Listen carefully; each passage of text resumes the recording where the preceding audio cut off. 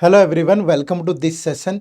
ये सेशन खास है क्योंकि जिन भी बच्चों ने एसबीआई पीओ प्रीलिम्स का एग्ज़ाम दिया है, चाहे वो 8 मार्च को दिया हो या 16 मार्च को दिया हो या 24 मार्च को दिया हो और किसी भी शिफ्ट में दिया हो, तो सबके मन में एक क्यूरियोसिटी ज़रूर होगी कि यार मैंने इतना अटेम्प्ट किया है और उसमें से मेरी जो जो भी नंबर ऑफ़ क्वेश्चन ठीक हैं वो इतने हैं और उसके बेस पे मेरे इतने मार्क्स बन रहे हैं, तो क्या मुझे मेंस एग्ज़ाम की तैयारी करनी चाहिए? और आप लोगों का विश्वास जो है वो मेंटर्स से ज़रूर होता है या मेंटर से ये सवाल होता है कि सर क्या एक्सपेक्टेड कट ऑफ जा सकती है, वो एक्सपीरियंस के बेस पे भी है।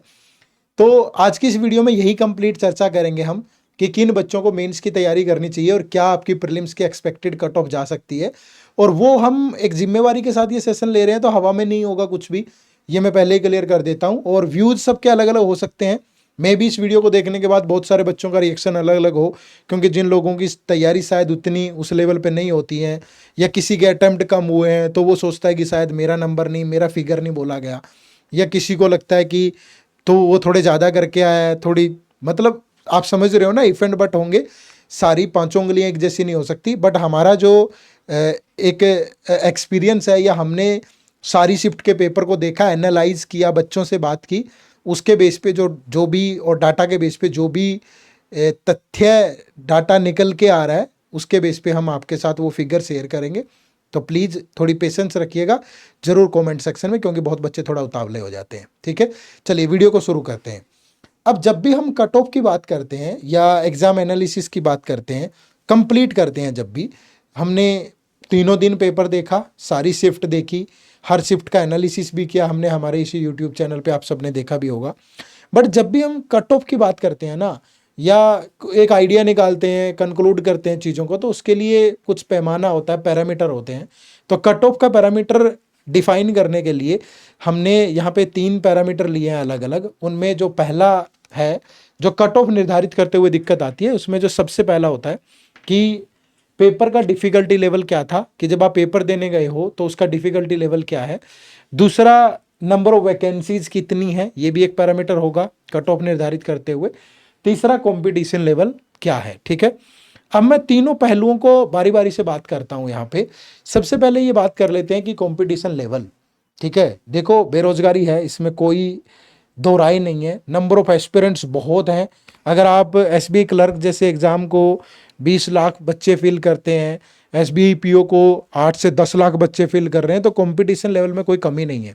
और ये ईयर बाय ईयर बढ़ भी रहा है, एक ड्रीम जॉब है बच्चों की, तो कंपटीशन लेवल तो हाई है भाई। क्योंकि यहाँ ये भी है ना, बैंकिंग एग्जाम्स के अंदर किसी का क्लरिकल में हो गया तो उसे पीओ बनना है, किसी का आईबीपीएस पीओ हो गया तो उसे एसबीआई पीओ में है, अब एसबीआई पीओ भी हो गया तो उसे लगता है कि यार मुझे आगे रेगुलेटरी बॉडी एग्जाम में जाना है किसी में। तो अलग अलग है। ठीक है, तो लगातार कई साल तक टच में रहता है बच्चा, जो सेलेक्टेड बच्चा है। और किसी को लगता है कि यार मतलब मैं दूर हूँ तो अच्छा रैंक आ जाए, पास आ जाऊँ, ऐसा ऐसा होता नहीं है बैंक एग्जाम में। बट ये है, बहुत सारे पहलू हैं इसके। तो कंपटीशन लेवल तो सच में हाई है, पहला पैरामीटर तो यही था। तो कंपटीशन लेवल में तो कोई कमी नहीं है भाई, तो सच में हाई कंपटीशन है, पहली बात। दूसरी बात, नंबर ऑफ वैकेंसीज। ठीक है, अगर मैं तुलना करूं, इस बार नंबर ऑफ वैकेंसीज कम है, क्योंकि सिर्फ और सिर्फ 600 वैकेंसीज हैं अभी तक। 600 बाद में बढ़ जाएं या कुछ भी हो, वो भविष्य की गर्त में हमें नहीं मालूम। बट अभी तक ओनली 600 वैकेंसीज हैं, और वैकेंसीज कम होने की वजह से कट ऑफ बढ़ती है, इसमें भी कोई दो राय नहीं है। क्योंकि अगर आपका तैयारी करने वाला बच्चा 20,000 भी है, लेकिन उनमें से सेलेक्ट तो टॉप के ही होंगे ना, 6,000 7,000 सीरियस तैयारी करने वाला, तो उनमें भी मार्क्स का डिफरेंस आ जाता है। तो नंबर ऑफ वैकेंसीज एक अच्छा पैरामीटर है, कम वैकेंसीज है तो कट ऑफ हाई जाएगी। ठीक है, कंपटीशन लेवल सच में टफ है, तो ये दोनों चीज़ें तो कट ऑफ कम ना करने के विरोध में है। ठीक है, अब आता है तीसरा parameter, that is difficulty level of exam. ठीक है, और ये हम पिछले सालों से तुलना करेंगे, कंपटीशन लेवल पिछले ईयर बाय ईयर बढ़ रहा है। ठीक है, नंबर ऑफ वैकेंसीज पिछले ईयर की तुलना में या पिछले कई सालों की तुलना में कम हुई है, तो इससे भी मतलब इन दोनों की वजह से कट ऑफ का बढ़ना बनता है। ठीक है, कि जो पिछले सालों में कट ऑफ है, उन दोनों में इंक्रीमेंट यहां देखने को मिल रहा है, इन 2 पॉइंट पे अगर चर्चा करें। अब आता है तीसरा, डिफिकल्टी लेवल ऑफ एग्जाम। क्या ये भी बढ़ा है? इस पे चर्चा करने के लिए मैं अपने टीममेट्स को भी बुलाऊंगा, मेरे साथ नरवीर सर और मेघना मैम है, कि क्या डिफिकल्टी लेवल इंक्रीज हुआ है पिछले सालों की तुलना में। क्योंकि इंक्लूडिंग मी, हम तीनों ने इन सारी शिफ्ट का एनालिसिस किया है, तो सब्जेक्ट वाइज थोड़ी सी चर्चा कर लेते हैं। मैं सबसे पहले नरवीर सर को बुलाना चाहूँगा। नरवीर सर, इंग्लिश की अगर मैं बात करूँ तो दो चीज़ें हुई सर इस बार। एक तो बच्चों को जहाँ मैंने देखा नॉर्मली सारी शिफ्ट के अंदर थोड़ा अटेम्प्ट ज़्यादा था। अब ये attempt number of question increase होने की वजह से हुआ है या पेपर आसान होने की वजह से हुआ है? ठीक है, पहला सवाल तो यही है सर।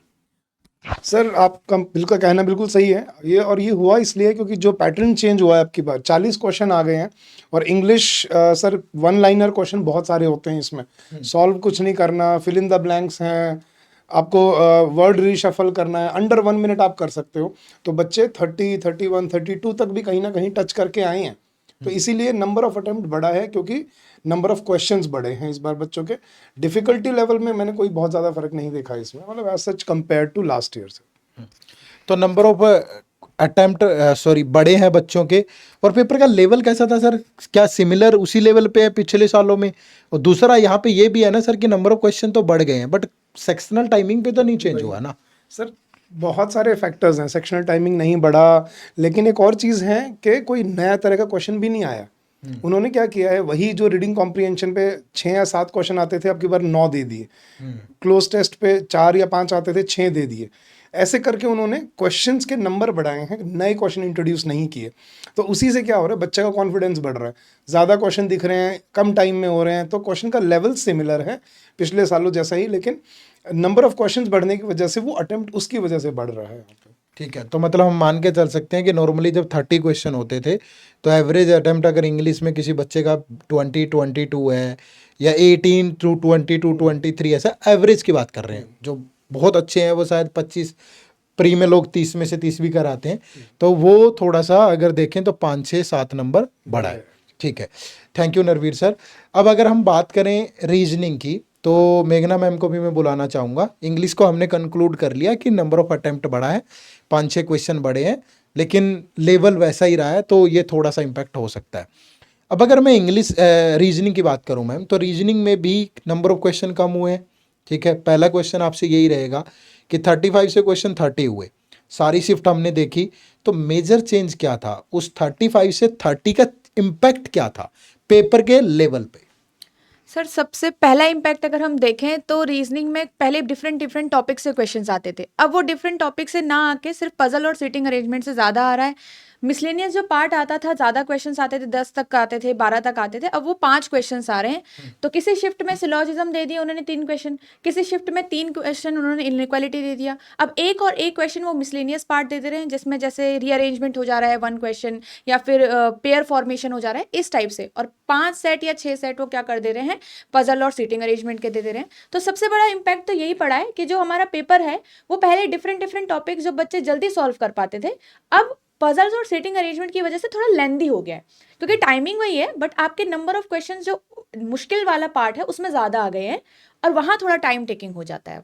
ठीक है, तो मेघना मैम की तरफ से अगर कंक्लूड करें तो ये है कि पेपर का लेवल बढ़ा है, थोड़ा सा लेवल भी बढ़ा है, पेपर लेंदी भी हुआ है, तो इसका इम्पैक्ट तो सीधा सीधा यही हुआ मैम कि यहाँ नंबर ऑफ अटेम्प्ट बच्चों के कम हो गए।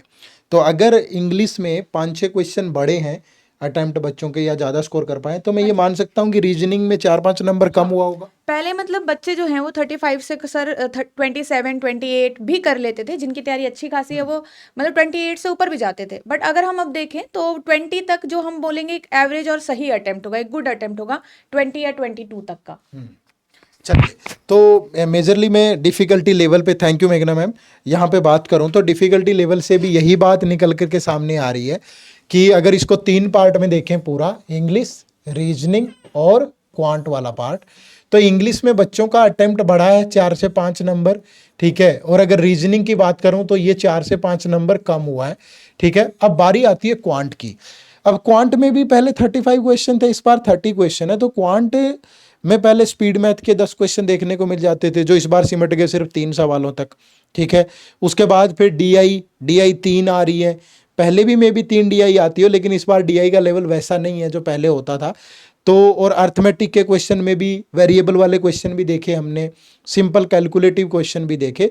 तो अगर मैं बात करूं डिफ़िकल्टी लेवल की क्वांट की, तो क्वांट का डिफ़िकल्टी लेवल भी इंक्रीज हुआ है।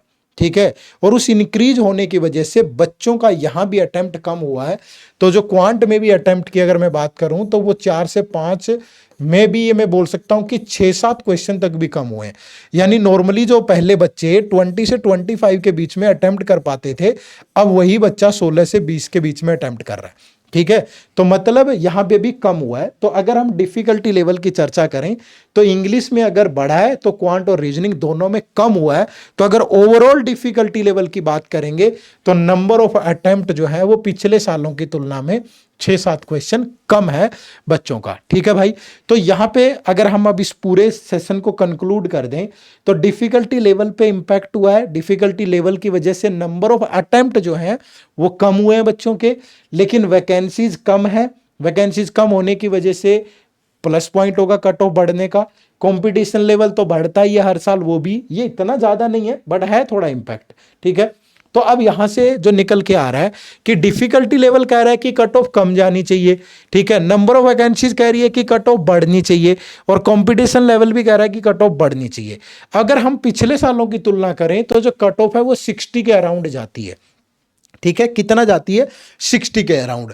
तो यहां पे भी अगर मैं देखूं तो इस साल जो कट ऑफ की संभावनाएं हैं, तो अगर ये कम होती है तो ये ±5 बोलूंगा मैं। ठीक है, क्योंकि ये एग्जैक्ट नहीं पता कि यार कि इनका इंपैक्ट कितना होगा। ठीक है, नंबर ऑफ वैकेंसीज का होगा, पर मैं यहाँ पे ±5 बोलूंगा। अगर ये बहुत ज्यादा इंपैक्ट होता है, मतलब क्या क्वालिटी बच्चा इतना कम हो गया है कि मतलब कि यार जो भीड़ पेपर दे रही है उसमें क्वालिटी तो है ही नहीं। ठीक है, तो उस वजह से तो फिर क्वालिटी नहीं है, फिर तो बढ़नी ही नहीं चाहिए। तो ये थोड़ा सा असमंजस में है। तो मैं आपको बोलूँगा कि जिस भी बच्चे का स्कोर जो है वो 55 बन रहा है ना, ठीक है, उस बच्चे को तैयारी कर लेनी चाहिए मेंस एग्जाम की। ठीक है, अब मैं यहाँ पे ये इसलिए बोल रहा हूँ कि 55 बन रहा है तो तैयारी कर लो। मैं तो इवन ये भी कहता हूँ कि यार 52, 53, 54 जिसका भी है तैयारी कर लो। कहाँ जाएगी बेकार में? ऐसा थोड़ा है कि वो पढ़ा हुआ खराब हो जाएगा। अगर आप हाई लेवल पे प्रिपेयर कर लोगे तो वो आगे किसी एग्जाम में काम नहीं आएगा। 3-4 महीने बाद आपका फिर आरआरबी पीओ का पेपर आ जाएगा, ऑफिस असिस्टेंट आरआरबी क्लर्क का आ जाएगा, फिर अक्टूबर नवंबर में जा करके आईबीपीएस पीओ और ये आ जाएगा। और ये भी संभावना है कि बहुत जल्द एसबीआई भी दोबारा आ रहा है 2025-26 के लिए। तो मतलब आपके पास एन नंबर ऑफ अपॉर्चुनिटी है, आगे बहुत सारी है। तो अगर आप प्रिपेयर कर लोगे तो मैं कहूंगा यार अगर 50+ जा रहा है तो कर लो सारे। ठीक है, लेकिन कट ऑफ का आइडिया हम यहाँ पे यही देंगे कि जो पहले की कट ऑफ है 60 से ±5 हो सकता है। ये पैरामीटर है, बहुत जल्दी आंकलन करना इनकी जल्दबाजी होगी, बट एक अगर डेफिनेट नंबर चाहिए तो दैट इज 60 ±5। ठीक है, और ये तैयारी करने वाले बच्चे भाई कर लो, क्योंकि बाद में रिजल्ट आने के बाद बहुत कम टाइम बचता है और दोबारा भी एसबीआई आएगा, दूसरे एग्जाम भी आएंगे, तो ये प्रिपरेशन कहीं नहीं जाने वाली, कुछ ना कुछ दे करके जाएगी, ले करके नहीं जाएगी। ठीक है, पहली चीज तो ये।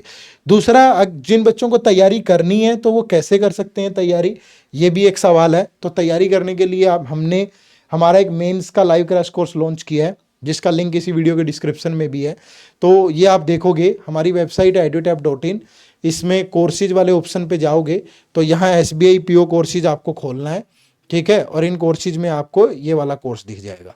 ये हमारा लाइव क्रैश कोर्स है मेंस एग्जाम के लिए। इसमें क्या है, पहले तो ये स्टार्ट हो चुका है 18 मार्च से। ठीक है, इसमें कुछ क्लास हो चुकी है, वो रिकॉर्डेड अवेलेबल है। तो जो नहीं हुई वो तो लाइव मिलेगी, जो हो चुकी है वो रिकॉर्डेड है, और जो होनी है आगे वो लाइव भी और रिकॉर्डेड दोनों मिलेंगी। इसमें टोटल 32 क्लासेज हैं। ठीक है, जिसमें मैथ, डीआई पूरा, आपका रीजनिंग वाला पार्ट पूरा, इसके बाद अगर मैं बात करूं English, descriptive English, current affair, सब कुछ है। ठीक है, करंट अफेयर में जिन बच्चों को लगता है कि यार मैगजीन भी चाहिए, एमसीक्यूज भी चाहिए, क्लासेज भी चाहिए, तो सब कुछ है। डिस्क्रिप्टिव वाला पार्ट भी होगा, मटेरियल वगैरह भी पूरा मिलेगा प्रॉपर, और क्लासेज में वो हाई लेवल होगा जैसे एग्जाम में आता है।